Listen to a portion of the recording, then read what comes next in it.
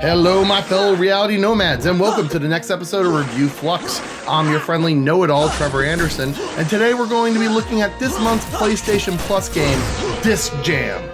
Created by a two-man team, Disc Jam is clearly inspired by other high-concept competitive sports, games like Nidhogg and my personal favorite, Rocket League. Seriously, John, every single week.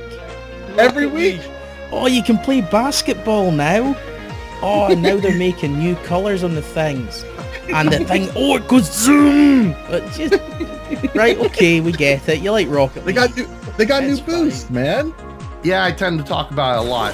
While Disc Jam has that raw competitive spirit you get from well-balanced multiplayer experiences, it doesn't feature any complexity to really keep you playing past that initial rush of excitement. In this world, you play a disc jockey slinging oversized CDs in a dystopian future where people watch dangerous tennis or something. That's all I got. Yeah. Okay, well, obviously there's not much of a story here, so let's talk controls. In order to volley, you have to click the X button at the exact moment you touch the frisbee. A little too late, and your throw will be limp-wristed. Go too early, and the disc will bounce right out of your hands. Once you time out that button smash, you rotate the analog stick to sling it into different directions, creating some fantastic spins across the sideboards or ferocious shots across your defender's nose. The game plays as it should, although you might sometimes feel cheated by the hitbox. It feels kind of like playing a giant version of air hockey, where you're desperately slapping the puck in a constant flow of offense and defense. While this provides a fair amount of tension and strategy, the action stays pretty shallow no matter how deep you're willing to go. Once you get all the moves down, you quickly discover how limited this environment and the gameplay really is. Sure, you can curve your shot, but outside of the 3 equipable special moves, there's nothing else to really discover or strategize. The missed potential here really tears my chest apart because of all the opportunities they've left on the table. Tasteless and lacking any memorable charm, this just feels like an unexceptional reboot for Pong, appealing to the radical demographic. Yo, check this shit, bro, it's fucking Pong hits! Speaking of hits, one thing I absolutely love about this game is the tire headshots.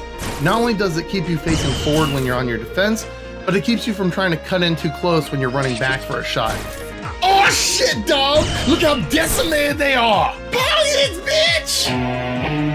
No, guys, you can laugh. It's okay. He survived. I think.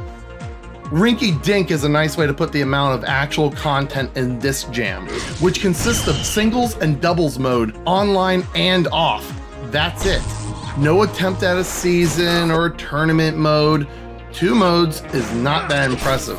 The competitiveness of online does bring out the best of this overly simple premise, because as the volleys increase, the points slowly rack up along with the speed. Because everyone has a complete understanding of the mechanics, hard-fought battles feel deserved along with your defeats.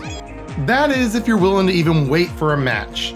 Average times range between 1 and 3 minutes, and you're booted back to the menu every time anyone leaves the game. You would think a 1v1 match would be easy to sort out, but for some reason, it's the longest I've ever had to wait for a game to find anyone, and this is their first week. There's no ranking system either, so you'll be placed with people who destroy you, or someone who doesn't take the hint after 7 straight losses. And when it comes to interacting with your opponents, the game does nothing to help forge any connections. You can only have 1 taunt at a time. You can't change your auto responses, and there doesn't seem to be any in-game voice or text options. All this kind of hurts an experience that could have had a helpful or at least a fucking trash-talking community. I literally had people threatening me with the RIP button, just raging the fuck out, just raging and hitting the RIP button after they realized that I could fucking decimate them any fucking day. Any day, motherfucker. Any day. There aren't even any stats. Fuck me, you made me want stats, Disc Jam.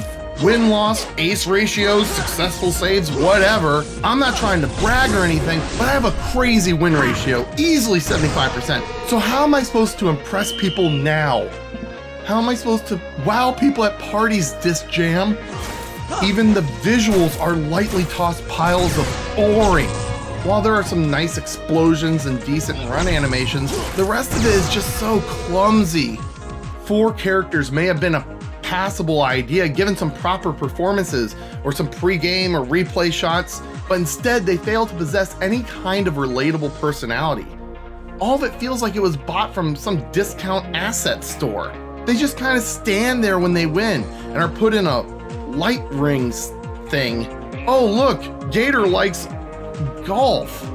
All the arenas are lifeless locations, void of anything I can use to even attempt describing them.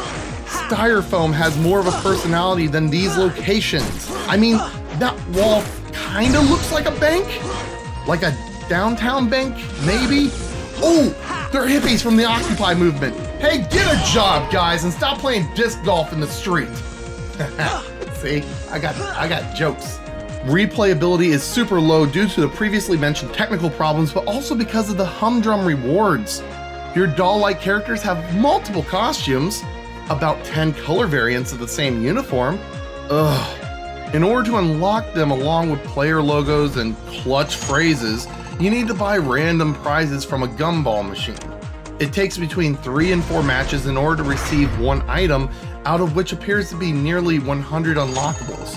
While I can understand the Smash Brothers approach to retaining your audience, you're not Nintendo, and getting taglines that read, "How about that?" doesn't really appeal to me. If you do want to catch them all, be aware you can unlock the same items multiple times, meaning you might be waiting for the last one for a very long time. However, the coolest unlockables are the weird and unique discs, which does add some originality to the experience, especially with those bitchin' pong hits! Oh, it never gets old. The sound effects are okay, but the soundtrack is awful.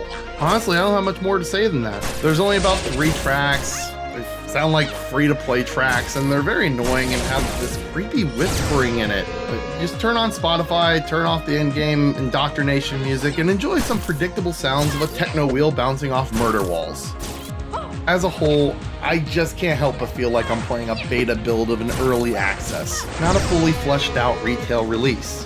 The developers have promised updates in the future, and maybe they'll fix the dead-on arrival servers and add in some community building features, but I'm reviewing the game now. And as it stands, this game provides a burst of innovation and possibilities, but is quickly discovered to be short of anything challenging or rewarding. It's enjoyable enough for anyone to play and master in an afternoon, and is simply too basic in premise and execution to be taken seriously or enjoyed for longer than a day. Well, I'm Trevor Anderson. If you enjoyed this review, make sure you subscribe, and don't forget about the disc shots, bro! Bro, pong shots, bro! It's pong shots! Pong shots! Huh!